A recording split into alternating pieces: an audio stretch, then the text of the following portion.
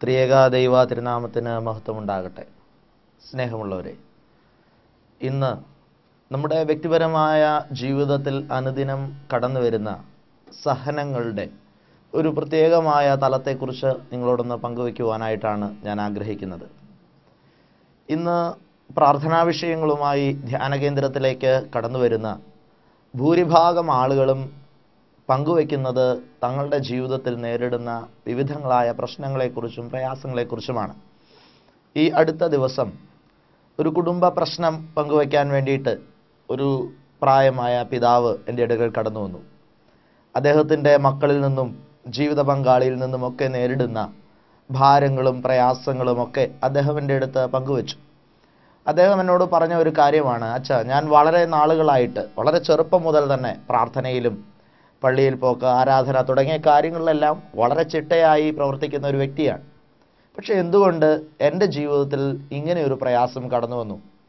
അപ്പോൾ ഞാൻ അദ്ദേഹത്തിന് വേണ്ടി പ്രാർത്ഥിച്ചപ്പോൾ എൻ്റെ മനസ്സിൽ കിട്ടിയ ഒരു ബോധ്യം ഇതാണ്: അദ്ദേഹം ചില ദുർശീലങ്ങൾക്ക് അടിമയായിട്ടുള്ള ഒരു വ്യക്തിയാണ്. ഞാൻ അദ്ദേഹത്തോട് ചോദിച്ചു, മദ്യപാനം എന്ന സ്വഭാവം നിങ്ങൾക്കുണ്ടോ? ആദ്യമൊക്കെ അത്ര അങ്ങ് സമ്മതിക്കാൻ തയ്യാറായില്ലെങ്കിലും പിന്നീട് അദ്ദേഹം അത് സമ്മതിച്ചു. പുകവലിക്കുന്ന സ്വഭാവം അദ്ദേഹത്തിനുണ്ട്. അദ്ദേഹത്തെ മുഖം കാണുമ്പോൾ തന്നെ അറിയാം, അദ്ദേഹത്തിൻ്റെ കണ്ണുകളൊക്കെ ചുവന്നിരിക്കുന്നു, ശരീരമൊക്കെ കറുത്തിരിക്കുന്നു. ഇതിൽ നിന്ന് തന്നെ മനസ്സിലാക്കാൻ കഴിഞ്ഞു അദ്ദേഹം ഒരുപാട് ദുർശീലങ്ങളുടെ അടിമയായിട്ടുള്ള ഒരു മനുഷ്യനാണ്. ഇദ്ദേഹത്തിൻ്റെ കുടുംബ പ്രശ്നങ്ങളുമായിട്ട് ബന്ധപ്പെട്ട് നേരത്തെ മറ്റു ചിലരുമായിട്ട് ഞാൻ സംസാരിച്ചപ്പോഴും അദ്ദേഹത്തിൻ്റെ ഈ ദുർശീലങ്ങളെക്കുറിച്ച് എനിക്ക് മനസ്സിലായിട്ടുമുണ്ട്.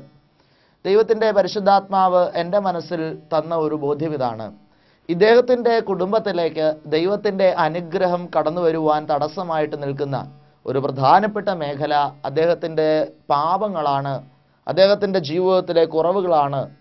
പെട്ടെന്നൊരു വചനമാണ് കർത്താവിൻ്റെ മനസ്സിൽ തന്നത്: രക്ഷിപ്പാൻ കഴിയാതെ വണ്ണം എൻ്റെ കരങ്ങൾ കുറുകി പോയിട്ടില്ല, നിന്റെ നിലവിളിയുടെ സ്വരം കേൾപ്പാൻ കഴിയാതെ വണ്ണം എൻ്റെ കാതുകൾക്ക് മാന്യം സംഭവിച്ചിട്ടില്ല, നിന്റെ പാപങ്ങളാണ് എന്നിൽ നിന്ന് നിന്നെ അകറ്റി നിർത്തിയിരിക്കുന്നത്.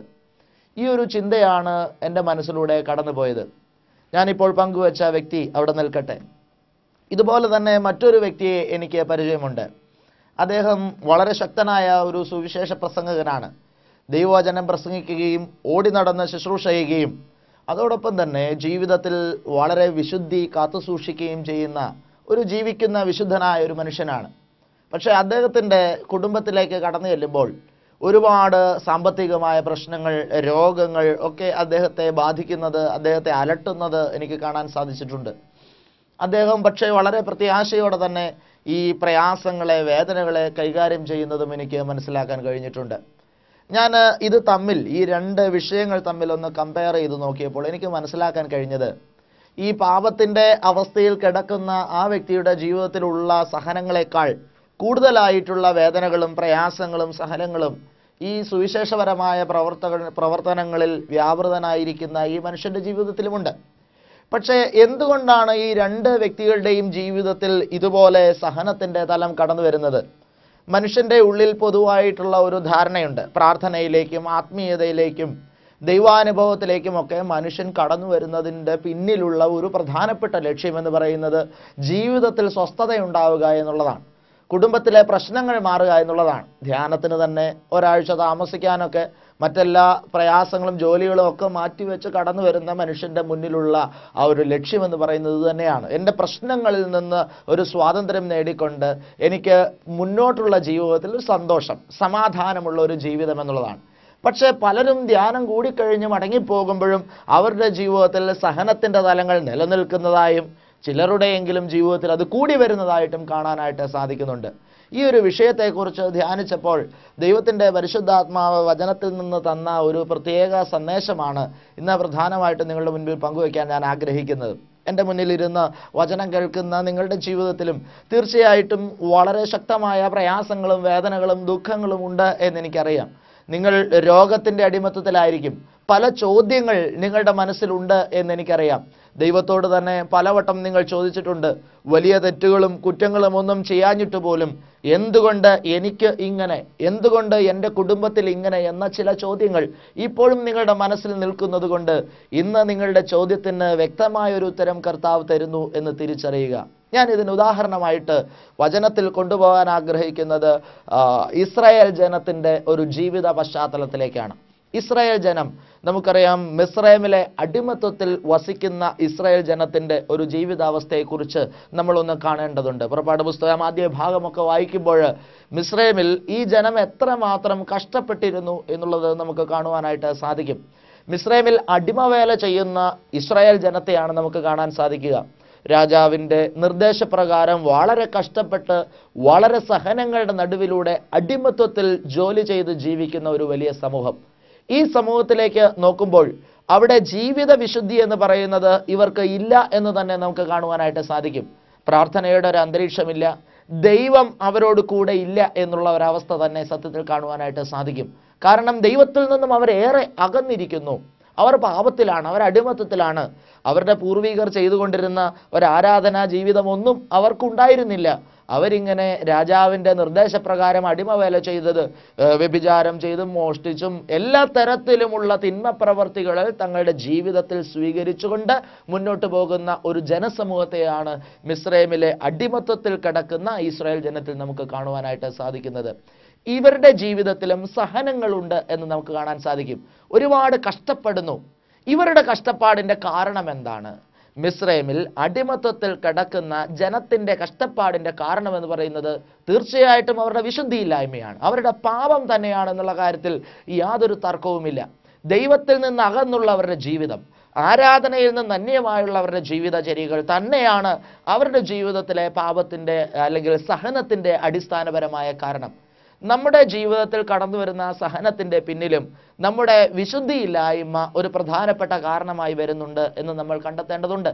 നമ്മുടെ പാപങ്ങൾ, നമ്മുടെ ഉള്ളിലുള്ള അശുദ്ധി, ദൈവത്തിൽ നിന്ന് അകന്നുള്ള നമ്മുടെ ജീവിതചര്യകൾ, ആരാധനയിൽ നിന്ന് അന്യമായ നമ്മുടെ ജീവിതശൈലി, ഇതെല്ലാം നമ്മുടെ ജീവിതത്തിൽ കടന്നു വരുന്ന വേദനകൾക്ക്, സഹനങ്ങൾക്ക് ഒരു പ്രധാന കാരണം തന്നെയാണ്. ഇന്ന് നിങ്ങൾ വളരെ വേദനയോടെയാണ് ഈ വാക്കുകൾ കേൾക്കുന്നതെന്ന് എനിക്കറിയാം. കാരണം നിങ്ങൾ ഇന്ന് അഭിമുഖീകരിക്കുന്ന മനസ്സിൻ്റെ സംഘർഷം അത്ര വലുതാണ്. അത്രയേറെ ടെൻഷനുമായിട്ട് വീടിൻ്റെ മുറിക്കുള്ളിലൂടെ അങ്ങോട്ടോ ഇങ്ങോട്ടോ നടക്കുമ്പോൾ അറിയാതെ ഓൺ ചെയ്ത ചാനലിൽ കാണുന്നതാണ് നിങ്ങൾ എന്നെ എന്ന് എനിക്കറിയാം. ഇവിടെ കർത്താവിന് നിങ്ങളോട് എന്തോ സംസാരിക്കാനുണ്ട് എന്ന് തിരിച്ചറിഞ്ഞ് ഒരു നിമിഷം നിങ്ങളൊന്ന് ശ്രദ്ധിക്കുക. നിങ്ങളുടെ പാപമാണ് ദൈവസ്നേഹത്തിൽ നിന്ന് നിങ്ങളെ അകറ്റി നിർത്തിയിരിക്കുന്നത്. ഇന്ന് നിങ്ങൾ അനുഭവിക്കുന്ന സംഘർഷത്തിൻ്റെ, ടെൻഷൻ്റെ, അസ്വസ്ഥതയുടെ കാരണമെന്ന് പറയുന്നത് നിങ്ങളുടെ പാപമാണ്. നിങ്ങൾ ചിലതൊക്കെ തിരുത്തേണ്ടതുണ്ട്, ചിലതൊക്കെ നിങ്ങളുടെ സ്വഭാവത്തിൽ നിന്ന് പറിച്ചു കളയേണ്ടതുണ്ട്. നിങ്ങൾ വളരെ വർഷങ്ങളായി കാത്തു സൂക്ഷിക്കുന്ന നിങ്ങളുടെ ഉള്ളിലെ അഹങ്കാരവും വിദ്വേഷവും നിങ്ങളുടെ ഉള്ളിലുള്ള വൈരാഗ്യത്തിൻ്റെ വേരുകളും നിങ്ങളുടെ ദുർശീലങ്ങളുടെ ചില തലങ്ങളും ദൈവനാമത്തിൽ നിങ്ങൾ ഉപേക്ഷിച്ചാൽ ഇന്ന് നിങ്ങളുടെ ജീവിതത്തിൽ ഒരു സ്വാതന്ത്ര്യത്തിലേക്ക് നിങ്ങളെ നയിക്കുന്ന ഒരു ദൈവത്തിൻ്റെ അത്ഭുതകരമായ പ്രവൃത്തി നിങ്ങൾക്ക് കാണുവാനായിട്ട് സാധിക്കും. തീർച്ചയായിട്ടും മിസ്രൈമിലെ അടിമത്വത്തിൽ ദൈവത്തിൽ നിന്ന് അകന്ന് ആരാധനയിൽ നിന്ന് അന്യമായി പാപത്തിൻ്റെ വലിയ കെട്ടുകളിൽ ജീവിക്കുന്ന ആ സമൂഹത്തെ രക്ഷിച്ചെടുക്കുവാൻ ദൈവം ആഗ്രഹിക്കുന്നു എന്നുള്ളതിൻ്റെ തെളിവാണ് ഹോറേബ് മലയിൽ വെച്ച് മോശയെ ദൈവം വിളിച്ച് ഈ വലിയൊരു ദൗത്യത്തിനായി നിയോഗിക്കുന്നു എന്നുള്ളതിൽ നിന്ന് നമുക്ക് കാണുവാനായിട്ട് സാധിക്കുന്നത്. അപ്പോൾ ഈ അടിമത്വത്തിൽ കടന്നുകൊണ്ട് ഈ ജനം ദൈവത്തെ വിളിച്ചപ്പോൾ, ഈ അടിമത്വത്തിൽ കടന്നുകൊണ്ട് ബന്ധനത്തിൽ കടന്നുകൊണ്ട് ദൈവത്തെ വിളിച്ചപ്പോൾ അവരെ രക്ഷിക്കുവാൻ പുറത്തുനിന്ന് ദൈവത്തിൻ്റെ ഒരു പ്രവർത്തനം ഉണ്ടാവുകയാണ്. ഇവിടെ നമ്മൾ ശ്രദ്ധിക്കേണ്ടത് മിസ്രൈമിലെ ഒരു ജനത്തിൻ്റെ നടുക്കുനിന്ന് ഒരു വ്യക്തിത്വത്തെ അല്ല കർത്താവ് ഉയർത്തുന്നത്.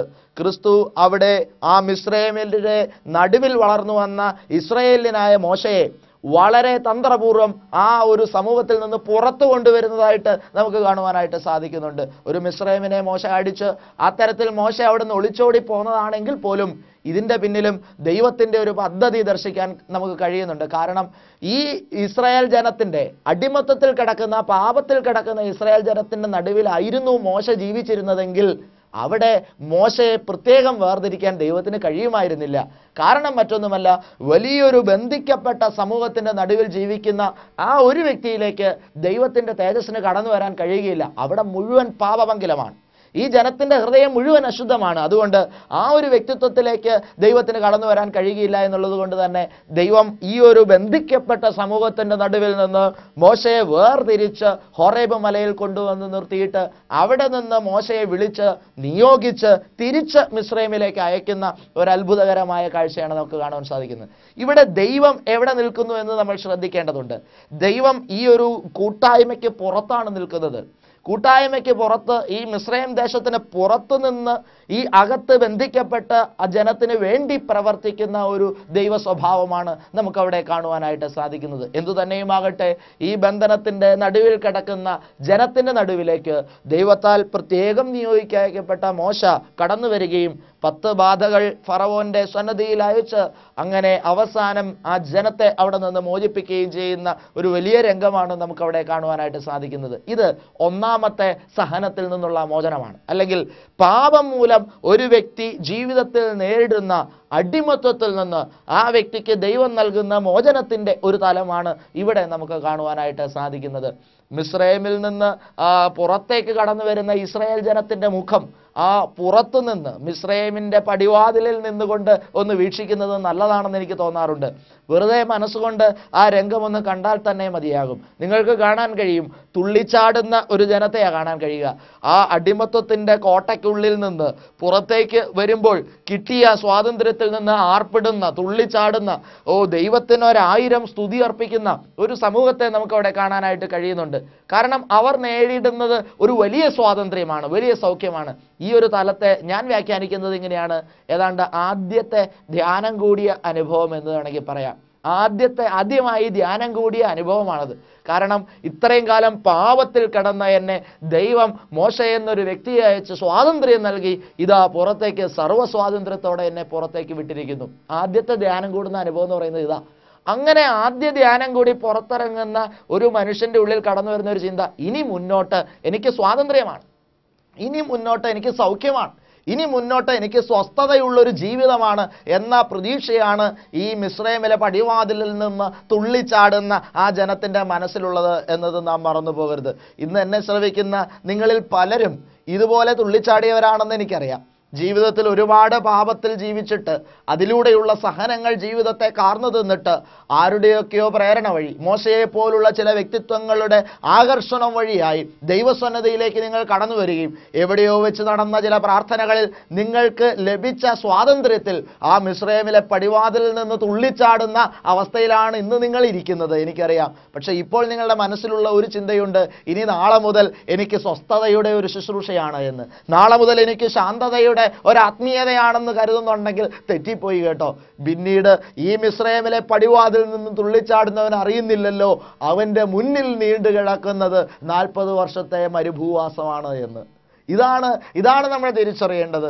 മിസ്രൈമിൻ്റെ അകത്ത് നടക്കുന്നത് ക്രിസ്തു ദൈവം കൂടെയില്ലാത്ത, ദൈവ സാന്നിധ്യം കൂടെയില്ലാത്ത, പാപത്തിൻ്റെ നടുവിൽ ജനം അനുഭവിക്കുന്ന ഒരു അടിമത്വത്തിൻ്റെ സഹനമാണ് എങ്കിൽ ഇതാ മിസ്രൈമിൻ്റെ പടിവാതിലിന് പുറത്ത് ജനം അനുഭവിക്കാൻ പോകുന്നത് ദൈവം കൂടെ ഇരിക്കുമ്പോൾ അനുഭവിക്കേണ്ടി വരുന്ന സഹനത്തിൻ്റെ ഒരു തീവ്രതയാണ്. ഇത് നമ്മൾ മറന്നു പോകരുത്. തീർച്ചയായിട്ടും ദൈവസന്നദ്ധിയിലേക്ക് കടന്നു വരുന്ന, ദൈവത്തോട് ചേർന്ന് വരുന്ന ഒരു വ്യക്തി 40 വർഷം ദൈവത്തോട് കൂടെ നടക്കേണ്ട ഒരു മരുഭൂമിയുണ്ട്. അത് മറന്നു പോകരുത്. ക്രിസ്തു തന്നെയും 40 ദിവസം മരുഭൂമിയിൽ ഉപവാസം എടുത്തുവെങ്കിൽ, തീർച്ചയായിട്ടും തൻ്റെ മാമോദീസായ്ക്ക് ശേഷം ഉപവാസം എടുത്തുവെങ്കിൽ, ക്രിസ്തുവിൽ ജീവിക്കാൻ ആഗ്രഹിക്കുന്ന, ദൈവബന്ധത്തിൽ ജീവിക്കാൻ ആഗ്രഹിക്കുന്ന ഏതൊരു വ്യക്തിയും ദൈവത്തോട് കൂടെ, ക്രിസ്തുവിനോട് കൂടെ അനുഭവിക്കേണ്ട ഒരു മരുഭൂവാസം ഉണ്ടെന്നത് മറന്നു പോകരുത്. ഒരുപക്ഷെ ഇന്ന് നീ അനുഭവിക്കുന്ന മരുഭൂവാസം ദൈവത്തോട് കൂടെ അനുഭവിക്കുന്ന മരുഭൂമിയായിരിക്കാം. അടിമത്വത്തിൻ്റെ മരുഭൂമിയല്ല, ദൈവത്തോട് കൂടെ അനുഭവിക്കുന്ന ഒരു മരുഭൂമിയുടെ അവസ്ഥയായിരിക്കാം ഇന്നൊരു പക്ഷേ നിന്റെ ജീവിതത്തിൽ കടന്നു വന്നിരിക്കുന്നത്.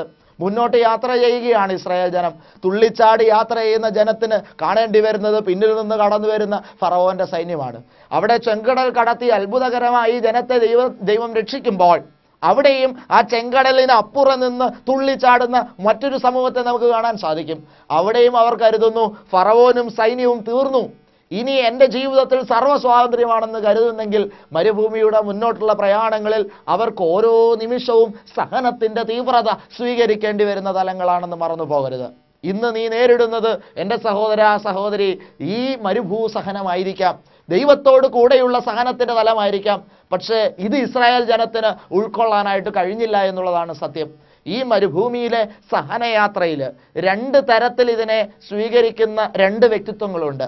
ഈ സമൂഹത്തിൻ്റെ നേതാക്കന്മാർ രണ്ടുപേര് തന്നെയാണ്. അവരെ കൂടെ ഒന്ന് നിങ്ങളുടെ മുൻപിൽ ഉദാഹരണമായി പറയാൻ ആഗ്രഹിക്കുകയാണ്. അതിൽ ആരുടെ കൂട്ടത്തിലാണ് നിങ്ങൾ എന്ന് നിങ്ങൾ ഇന്ന് കണ്ടെത്തേണ്ടതുണ്ട്.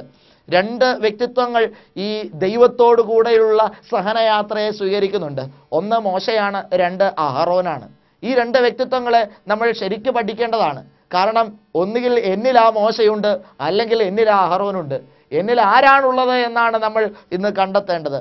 തീർച്ചയായിട്ടും മോശ ഇങ്ങനെ യാത്ര ചെയ്യുകയാണ്. മോശയും അഹറോനും ഈ ജനവും യാത്ര ചെയ്യുന്ന സമയത്ത് മോശ തീർച്ചയായിട്ടും കടന്നു വരുന്ന ഓരോ സഹനങ്ങളെയും ദൈവത്തിൻ്റെ പദ്ധതിയായിട്ട് തന്നെ കണ്ടുകൊണ്ടാണ് മോശ മുന്നോട്ട് നീങ്ങുന്നത്. ഈ സംഖ്യാപുസ്തകം 11-ാം അധ്യായമൊക്കെ വായിക്കുമ്പോൾ ഇസ്രായേൽ ജനം മുഴുവൻ ദൈവത്തിനും മോശയ്ക്കും എതിരായി തിരിയുമ്പോഴും മോശ ദൈവത്തോട് പ്രാർത്ഥിക്കുകയാണ് ഈ ജനത്തെ രക്ഷയിലേക്ക് നയിക്കാൻ വേണ്ടിയിട്ട്. വീണ്ടും നമ്മൾ കാണുന്ന ഒരു കാഴ്ച ഇതാണ്. മോശയെ ദൈവം വിളിച്ചു കൊണ്ടുപോവുകയാണ് സീനായ് മലയിലേക്ക്. അവിടെ വെച്ച് 10 കൽപ്പനകൾ കൊടുക്കുകയാണ്. തീർച്ചയായിട്ടും മരുഭൂയാത്ര ദൈവത്തിൻ്റെ വലിയ പദ്ധതിയായിട്ട് തന്നെ മോശ തൻ്റെ ജീവിതത്തിൽ ഉൾക്കൊള്ളുകയാണ്. മരുഭൂമിയിൽ നേരിടുന്ന ഓരോ സഹനവും ദൈവത്തിൻ്റെ ഇഷ്ടമാണെന്ന് തിരിച്ചറിയുകയാണ്. എന്നെ ശ്രവിക്കുന്ന നിങ്ങളുടെ സ്വഭാവവും അവസ്ഥ അതാണോ? നിങ്ങളുടെ ജീവിതത്തിലെ മരുഭൂമി യാത്രയിൽ ദൈവം കൂടെയുള്ളത് നിങ്ങൾ തിരിച്ചറിയുന്നുണ്ടോ? അതിൻ്റെ പിന്നിലുള്ള ദൈവത്തിൻ്റെ പദ്ധതി നിങ്ങൾ തിരിച്ചറിയുന്നുണ്ടോ? അതോ നിങ്ങളെ നയിക്കുന്നവർക്കെതിരെ നിങ്ങൾ പിറുപിറുക്കുകയാണോ ചെയ്യുന്നത്? കണ്ടെത്തേണ്ടതുണ്ട്. തീർച്ചയായിട്ടും ഇവിടെ അഹറോൻ മറ്റൊരു തരത്തിലാണ് പ്രതികരിക്കുന്നത് നമ്മൾ കാണേണ്ടതുണ്ട്. മോശ സീനായ് മലയിലേക്ക് കയറി അവിടെ കൽപ്പനകളുടെ എഴുത്തും പറച്ചിലും നടന്നുകൊണ്ടിരിക്കുന്ന സമയത്ത് ഇവിടെ ജനം മോശയ്ക്കെതിരെ തിരിയുകയാണ്, ദൈവത്തിനെതിരെ തിരിയുകയാണ്. മോശ കടന്നുപോയിട്ട് നാളുകളായി.